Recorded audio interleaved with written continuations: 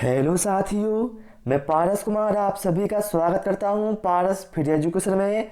आज इस क्लास में हम पर्यावरण अध्ययन के इम्पोर्टेंट क्वेश्चन पढ़ेंगे, जहां से आपको एग्जाम में प्रश्न देखने को अवश्य मिलेंगे।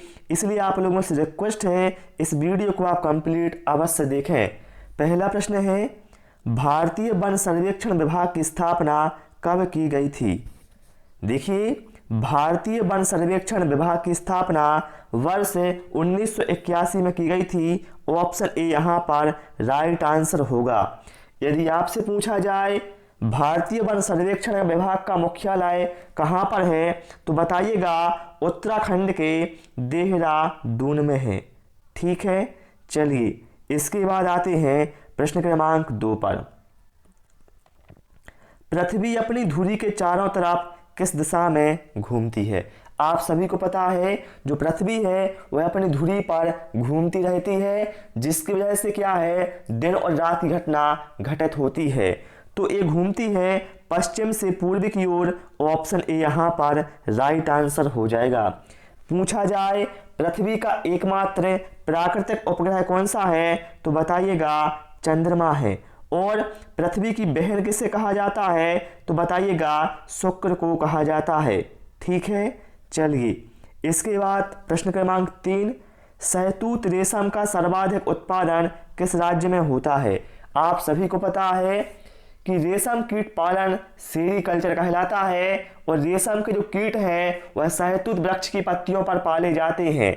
और जो शहतूत रेशम है इसका सबसे अधिक उत्पादन होता है कर्नाटक राज्य में। ऑप्शन सी यहाँ पर राइट आंसर होगा। क्लियर? चलिए अगला प्रश्न क्या है, और आप लोगों से रिक्वेस्ट है, वीडियो पसंद आए वीडियो को लाइक करें, शेयर करें, चैनल को सब्सक्राइब अवश्य करें। सुंदरबन डेल्टा का निर्माण करने वाली नदियां कौन सी हैं? आप सभी को पता है साथियों, जो सुंदरबन का डेल्टा है यह है विश्व का सबसे बड़ा डेल्टा है, और इसका निर्माण गंगा और ब्रह्मपुत्र नदियों से होता है। ऑप्शन ए यहाँ पर करेक्ट आंसर हो जाएगा।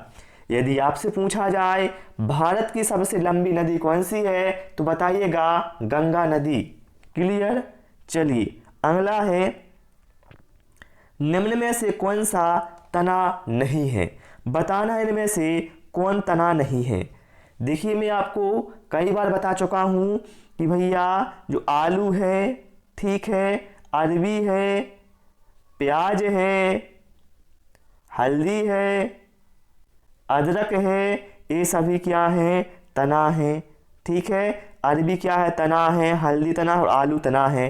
लेकिन जो शकरकंद है ये तना नहीं है, बल्कि जड़ है। अर्थात ऑप्शन सी यहाँ पर हमारा राइट आंसर होगा। चलिए अगला है, हैजा रोग से शरीर का कौन सा अंग प्रभावित होता है?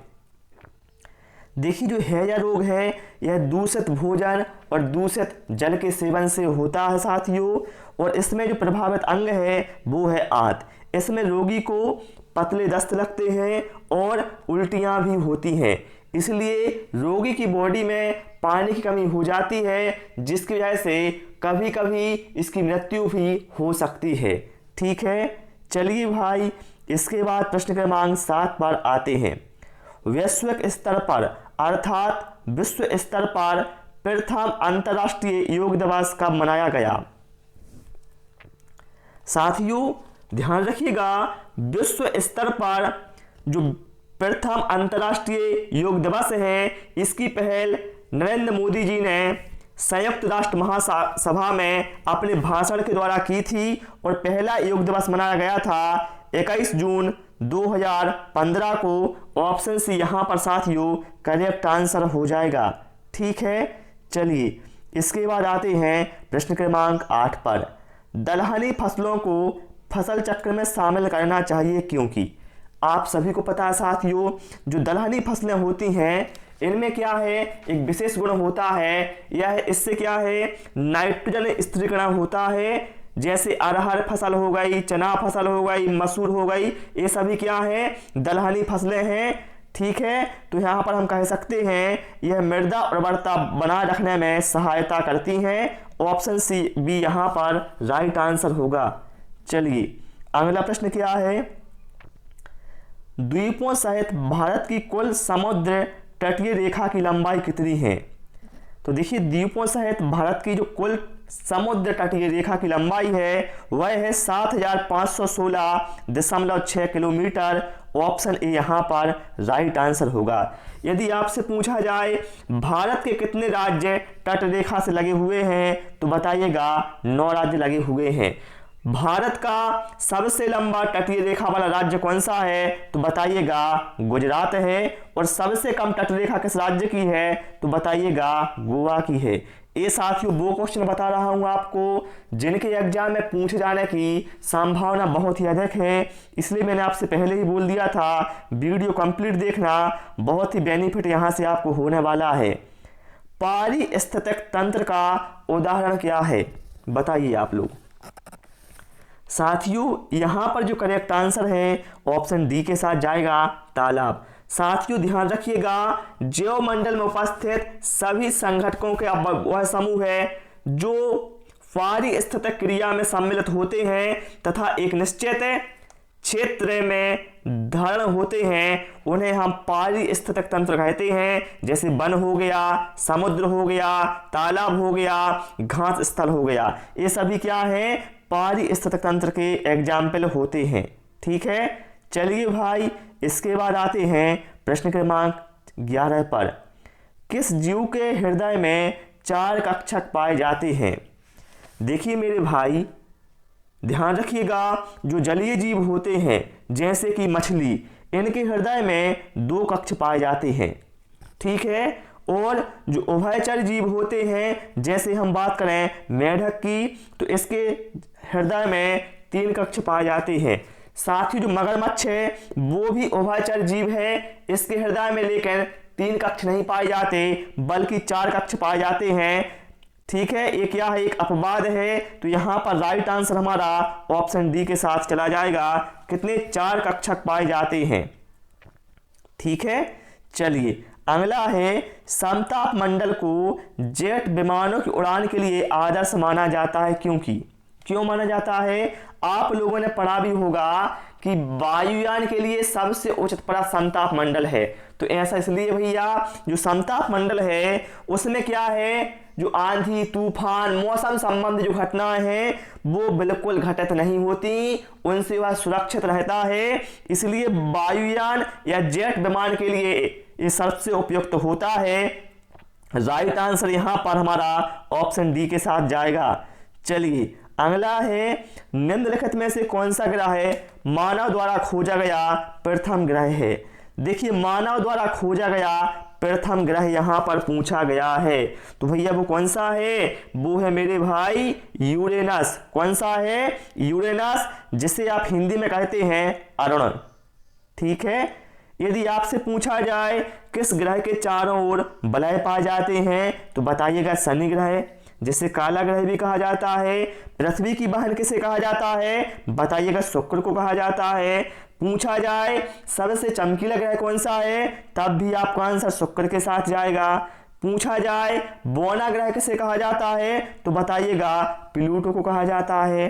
ध्यान रहेगा ना सभी को। चलिए अगला प्रश्न देख लेते हैं। इसके बाद मध्य प्रदेश में मलाज खंड निम्न में से किसके लिए प्रसिद्ध है? मलाज खंड। साथियों जो मलाज खंड है ये मध्य प्रदेश में फेमस है तावे के लिए। ऑप्शन बी यहां पर साथियों हमारा करेक्ट आंसर हो जाएगा। ध्यान रखिएगा साथियों जो मलाज खंड है ये ऐसा नहीं केवल एमपी में फेमस हो, ये पूरे एशिया में फेमस है क्योंकि साथियों यह एशिया की सबसे बड़ी तावे की खदान है। ठीक है, चलिए इसके बाद आते हैं प्रश्न क्रमांक 15 पर। प्राकृतिक प्रदूषण किसे कहा जाता है? प्राकृतिक प्रदूषण तो भैया किसे कहा जाता है? जो वन विनाश है साथियों इसी को कहा जाता है प्राकृतिक प्रदूषण। सॉरी माफ कीजिएगा साथियों, जो साथियों जंगल की आग है इसे कहा जाता है प्राकृतिक प्रदूषण। ठीक है, ध्यान रखिएगा जंगल की आग को प्राकृतिक प्रदूषण कहा जाता है। यदि आपसे पूछा जाए आतंकवादी वृक्ष किसे कहा जाता है तो यूकेलिप्टस को कहा जाता है। पूछा जाए जो नेपेंथिस है ये कैसा पौधा है? तो बताइएगा, यह कीटभक्षी पौधा है। ठीक है। यदि पूछा जाए वनों के विनाश से वायुमंडल में किस गैस की मात्रा में बढ़ोतरी होती है? तो बताइएगा कार्बन डाइऑक्साइड। चलिए अगला है, एंजल जलप्रपात कहाँ स्थित है? एंजल जलप्रपात, तो मेरे भाई जो एंजल जलप्रपात है ये वेनेजुएला में स्थित है और यह विश्व का सबसे ऊंचा जलप्रपात है। ठीक है। चलिए इसके बाद अगला प्रश्न क्या है, 50 सेंटीमीटर से कम औसत वार्षिक वर्षा वाले क्षेत्रों में सामान्यतः किस प्रकार के वन पाए जाते हैं? देखिए पहले यहां पर आप देखें 50 सेंटीमीटर से कम औसत वर्षा की बात की गई है भैया, तो ऐसी जगह पर पाए जाएंगे मरुस्थलीय वन। और ध्यान रखिएगा जो मरुस्थलीय पौधे होते हैं साथियों, उनकी जो पत्तियां हैं वह कांटों में रूपांतरित हो जाती हैं। ठीक है। चलिए अगला प्रश्न देख लेते हैं, निम्न में से कठोर जल की विशेषता क्या है?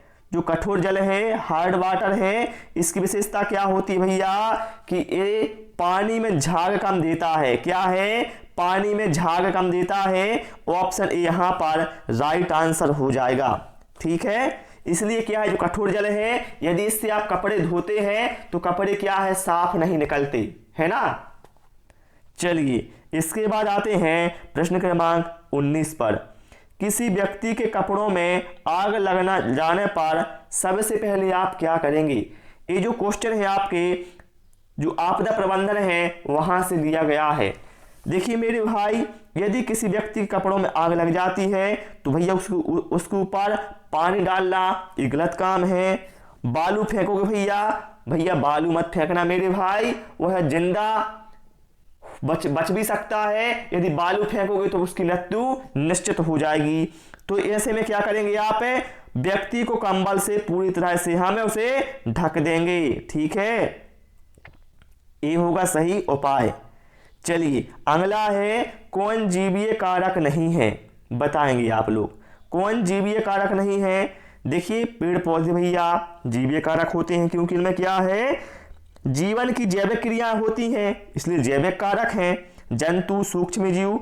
लेकिन जो परास्तर, इसका अर्थ होता है पत्थर। आप लोग सोच रहे होंगे इसे क्या होगा, तो भैया ये पत्थर का ही परास्तर कहा जाता है और ये जीवीय कारक नहीं है बल्कि यह एक अजैविक कारक है। ऑप्शन डी यहाँ पर राइट आंसर हमारा हो जाएगा।